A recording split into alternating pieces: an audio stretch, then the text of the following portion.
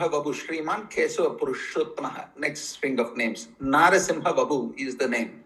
So as you know, Narasimhavapu means one who's got the body of a man and lion combined. That's a literal translation. Narasimha. Okay. So this is a beautiful story. Stay with me. This story is about the great Shankara Bhagavad Pada, the great Shankara Bhagavad Pada. And what does Shankara do? What does Shankara do? Let's see what the question is. See, this was a time in India where Jainism and Buddhism were invading India, and the philosophy was going in that you don't need a Lord outside; it is all internal. Lots of uh, questioning the philosophy of Shankara, questioning the philosophy of Ramanuja. All of that was going on.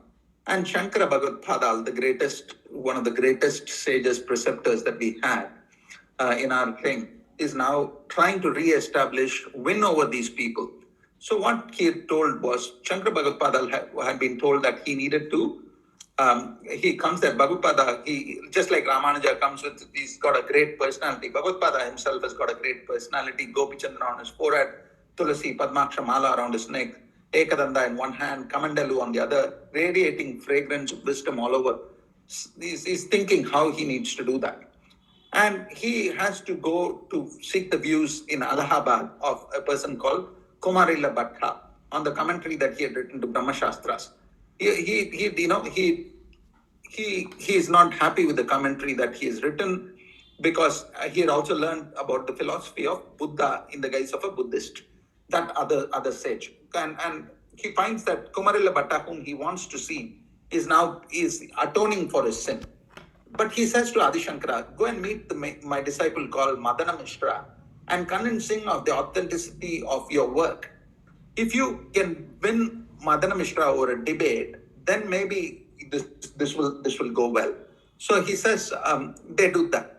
So Shankara meets Madana Mishra and a debate was arranged with Madana Mishra's wife, Ubaya Bharati, known as Umba, was going to be the judge. So that's the background to this issue. So to sum up what I said, philosophy was being established, was being questioned. Shankara seeks help to re-establish the authenticity of his philosophy. And there happens this.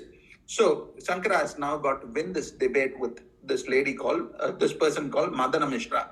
And the judge is going to be Ubaya Bharati, known as Umba, who's herself a very learned lady. And so the debate starts. Shankara very easily wins over Madana Mishra.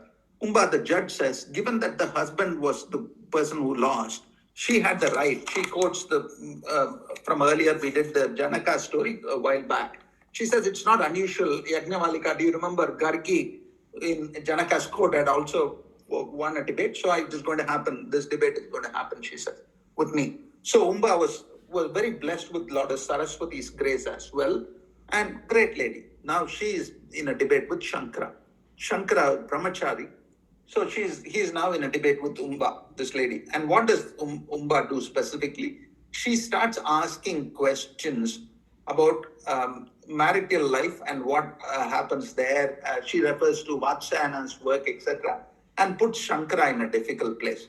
Shankara is a brahmachari and does not know about married life and is not able to answer the questions. Shankara says, give me a month's time, I will come and we will continue this debate. So she agrees, Umba agrees, and Shankara is now regrouped with his disciples on what he should do after that 1 month, during that 1 month, and come back to win over this lady. At that point in time, as they are discussing, they find a horse which is running around the corpse. And the horse was running, almost like the corpse, his master. It looked like the horse had lost its master. And they suddenly find that Shankara and disciples understand that the corpse that was there was that of a king, and Kim Amaruka was his name, and he was ruling a kingdom there, and he had died. So Shankara sees the body of the king, and